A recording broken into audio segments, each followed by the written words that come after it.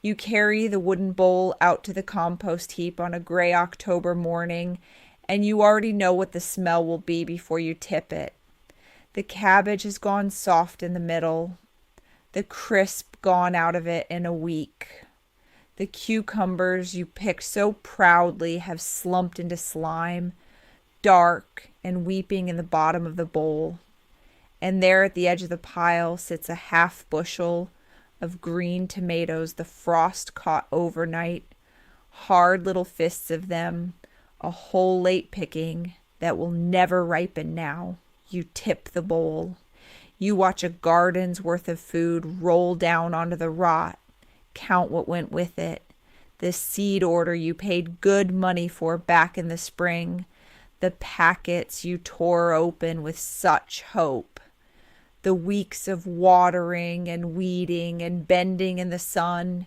The cabbage heads that came up firm and heavy in your arms. All of it soft in a week. All of it going brown on a heap behind the barn. And you standing there with an empty bowl and that sour, rotten smell in your nose. Here is the hard part, and I want you to sit with it a moment. The better ending was right there in the house the whole time. A sack of coarse salt on the shelf. A heavy stone crock in the corner. That same cabbage, that same picking of cucumbers and hard green tomatoes could have gone down into the crock instead of out to the heap. Turned sour instead of rotten. Kept crisp and good and tart clear through March, feeding you all winter instead of feeding the flies for 1 week in the fall. Now let me take the blame off your shoulders because it was never yours to carry. Nobody ever showed you. The crock got carried down cellar and turned upside down the day the store shelves filled up with bright jars and cans. The salt sack got put away, and a whole living craft, one that fed these valleys through 200 winters, went quiet in the space of a single generation. Your mother may not have known it. Her mother almost surely did. I saw the old way still living, not so long ago, in a neighbor woman's cellar. Down in the cool corner stood a stone crock, dark and glazed, heavy enough that you would set it down with both hands and a care. She had cut her cabbage small as she could work the knife, and layered it in with coarse salt and a scatter of caraway seed. Then she pressed it. She rammed it down with her fist in the flat of a wooden tamper, layer on layer, until the leaves gave up their water and the brine began to rise. That is the thing you have to see to believe. The salt draws the water right up out of the shredded leaves, the way frost melts and runs off a cold window pane in the morning sun. Slow at first, then a wet gleam, then a rising pool. She waited, a plate down on top of it all, and the brine closed over the pressed cabbage like a still pond settling over sunk stones, quiet and dark and covering everything beneath it. Then she did nothing at all. That is the part nobody talks about anymore. She set the lid loose on top and walked away. No heat under it, no cold box to hold it, nothing but a cool cellar corner, somewhere around 70 to 75 degrees, and time 3 weeks, maybe 4. Down in the dark, the little bacteria that already live on every cabbage leaf woke up and went to work, turning the cabbage sour, dropping the brine tart and safe, keeping the whole crock sweet without a single modern thing touching it. And the cabbage that went in pale and crisp came out translucent and sour and good, ready to feed a family through the cold months. Not one pale head wasted, not one bowl carried out to the heap. I stood in that cellar, and I thought of my own hands learning this years and years ago, guided by a woman who never once let good food rot, when salt in a crock could have saved it. She's the reason I know a soft cabbage from a saved one. She's the reason I'm standing here at all, with brine on my fingers and a full shelf behind me. The woman who pressed that cabbage down under a stone never let a pale head go soft in her life. And she is the one who first put a crock in my hands. The woman who pressed that cabbage down under a stone never let a pale head go soft in her life. And she is the one who first put a crock in my hands. My name is Sadie. I have stood in this Lancaster County kitchen and cellar since I was a girl of 9, seasoning the crocks and salting the leaves and turning the dasher. I have stood near the butchering table every November of my life. I am not the one who takes the knife. That is men's work and heavy work, and I have never once called myself a butcher. My hands belong to the salt and the seasoning and the patient crocks. Now let me be honest with you before we count a single jar. These 10 things are wild ferments. They wake up on their own from the tiny living things, already sleeping on a cabbage leaf or in fresh milk. I add no store-bought culture, no packet, nothing bought in a shop. And I will tell you plainly, some of these 10 are broad Pennsylvania German farmhouse practice, more than they are strictly Amish. I will name which is which as we go, because your grandmother out in the English world may well have done the very same thing. So we begin with the first, and the first is sauerkraut. I shred a head of cabbage, very small, the way my mother taught me, and I salted it about 2 to 3 parts of salt for every 100 parts of cabbage by weight. That is roughly 2 to 3%. And you do not cut it lower to be kind, because the salt is what keeps the crock safe. I pack it into a 5-gallon stone crock, the kind sized for about 25 pounds of cabbage. Then I weight it down until the brine rises clear over the leaves. It sits 3 to 4 weeks in a cool room, around 70 to 75 degrees. Here is the tell you can see and hear. A faint fizz whispers under the lid. Like rain just beginning on a tin roof, the pale leaf turns soft and translucent and sour. German settlers carried this to Pennsylvania in the 1700s, and we still eat pork and sauerkraut on New Year's Day for luck. The second is fermented dill pickles, and mind me, these are not the vinegar kind. I lay whole cucumbers in a salt brine, about 2 tablespoons of pickling salt to a quart of water, with dill heads and cloves of garlic tucked down among them. No vinegar touches this crock. In 3 to 7 days, you have a light half sour, crisp, and barely tart. Leave them 3 to 4 weeks and they go full sour. The tell is the color.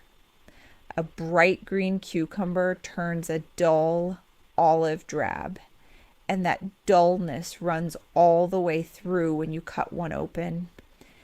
Now let me give you the third, which is one most folks have forgotten. It's called sauerruben, and it is sauerkraut's turnip cousin. I grate turnip and a little carrot, salt it, and pack it down under brine, just the same as kraut. It ferments about 5 days in a warm room near 70 to 80 degrees, or 7 to 9 days if the cellar sits cooler, around 60 to 65. This one is Germanic and old, from the days before the potato pushed the turnip off the farmhouse table. I will be plain with you.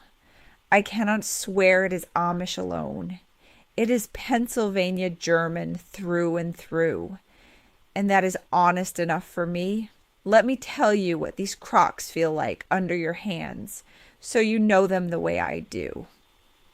The salted turnip weeps. You press it down and watch its own water rise up around your knuckles, cold and cloudy, and that weeping brine is the whole secret. The cabbage does the same. The salt pulls the water right out of the leaf, and the vegetable makes its own sea to live in. Later there is clabber, thick milk you can stand a spoon in, but that is waiting for us down below.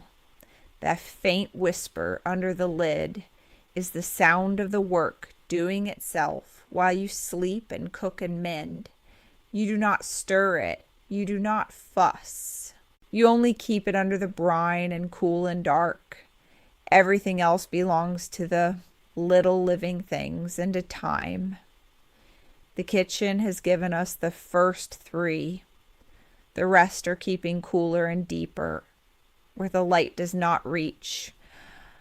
So let me carry the lamp down the cellar steps, because the crocks waiting on those shelves are where the patience really begins. So let me carry the lamp down the cellar steps, because the crocks waiting on those shelves are where the patience really begins. Feel how the air changes as you come down. Up in the kitchen, the cook stove keeps things warm, but here the shelf holds near 70 to 75 degrees. That is the number I want you to remember. Cool enough to slow spoilage down, warm enough that the little lactic bacteria keep working while my back is turned. Hold the lamp up and you will see the jars glow. Number 4 on our list is fermented beets. Now, this is not the plain vinegar beet so many folks know. I chop my beets small and I lay them in a brine of 1 tablespoon of salt to 2 cups of water. Then, the old Amish way, I tuck in a bit of cinnamon and a few whole cloves. This spice is what sets this apart from a common pickle. The cinnamon warms the whole crock, and the cloves give it that deep old spice you remember from a grandmother's table. I keep the crock at about 75 degrees for 7 to 14 days. You will know it is coming along by the brine. Hold a spoonful up to the lamp. When the liquid goes deep and clear, garnet held against the light, the beets are ready to move to the cool root cellar shelf. Number 5 is fermented green tomatoes. Let me be honest with you, the way I promised at the start, this one is not uniquely Amish. It is old farmhouse crock practice, the same as many a German grandmother kept. But it earns its place because it saves the last unripe tomatoes the frost would otherwise take. I salt brine them in the crock by the very same method as my cucumbers. First taste at day 3. From there, anywhere from 10 days out to 6 weeks until they are sour to your own liking. Some like them sharp, some like them mild. Now let me tell you where the real thrift lives before we go further down these shelves. Think on the kraut in the corner crock. A few dollars of cabbage and a handful of coarse salt fill a whole crock. That one crock feeds a family through the long winter. Compare that to the many small jars of probiotic kraut on the store shelf, each one costing you dear. The garden gives, the salt costs pennies, and the winter is covered. Nothing on that shelf owes a thing to the store. Number 6 takes us to the milk, and this is where fermenting turns tender. Clabbered milk, dickemilch, our old ones called it, which means thick milk. You leave raw milk out at room temperature, and its own bacteria go to work. Within 1 to 4 days, it sours and thickens on its own. I misspeak plain here. This depends on clean, trusted milk from a healthy home cow. It is not for every household. The tell is the set. Draw a spoon through it. Ordinary sour milk stays thin as water, but true clabber stands up like a soft custard, holding the line the spoon makes for a moment before it eases back. That clabber becomes number 7, schmierkase. I warm it gentle, never past 85 degrees until the curds and the whey draw apart. Warm it too hard and the curd turns tough, so keep your hand easy. Then I dip the curds into a cheesecloth bag and hang it from a low limb outside or over a bowl on the table, and I let it drip until the dripping stops. It is made the same day, and here is the beauty of it.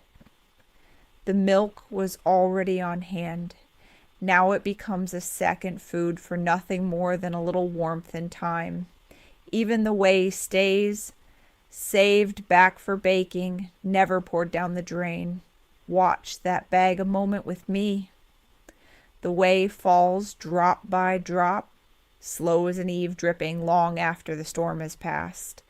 There is no crank to turn and no watching to do. Now let me leave it to its work. That cloth bag will drip on its own time long after we have gone back to other chores. And the way it drops is not the only thing most folks pour away. That cloth bag will drip on its own time long after we have gone back to other chores. And the way it drops is not the only thing most folks pour away. Come upstairs with me now, back to the churn by the window. That brings us to number 8, cultured buttermilk. Before any butter is made, the cream sits and ripens 12 to 24 hours until it goes gently sour and thick. Then the wooden dasher goes down through it, up and down, 20 to 45 minutes by a patient arm. You will feel the moment it turns. The smooth cream breaks into little grains, like fine gravel knocking against the sides. That is the butter parting from the liquid. And the tangy buttermilk left behind is not slop for the pigs. It is claimed straight for tomorrow's biscuits and pancakes, never dumped. The farm wives who came before me churned near every day and sold the extra butter for a little household money. Number 9 is the one that keeps itself going for years. Homemade apple cider vinegar. Hard cider is left in a crock, and a soft cellulose mother forms and floats on top, riding the surface like a lily pad drifting on a still pond. Over 6 weeks to 6 months, that mother turns the cider sharp and clean. The sourness is its own guard, for nothing spoils in vinegar so low and tart. And you lift that same mother out and set it in the next batch again and again. So after the first jug, the cost is almost nothing but more cider. Now let me give you the last one, number 10, the bread starter. A wild yeast leaven raised from grated potato or from hops, kept alive in a crock on the back of the stove or down in the cool cellar. You feed it and it works in place of any store-bought yeast packet. You will know it is awake by the smell, a sharp, bitter working smell, alive and a little wild. I will be honest with you, as I always am. The hop method is broad, old farmhouse practice from the 1800s, not something I can promise is Amish alone. So here is my question for you, and I do read your answers. Which of these 10 did your own grandmother keep going in her kitchen? And what did she call her clabber? Tell me down below. Next time, I want to take you down the cellar steps proper and show you how the Amish fill a whole root cellar for the winter without a freezer.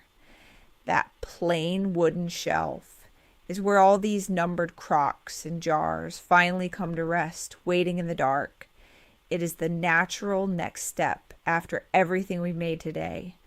Ripen your cream, feed your starter, and let the mother ride. Nothing that leaves your hands is truly waste.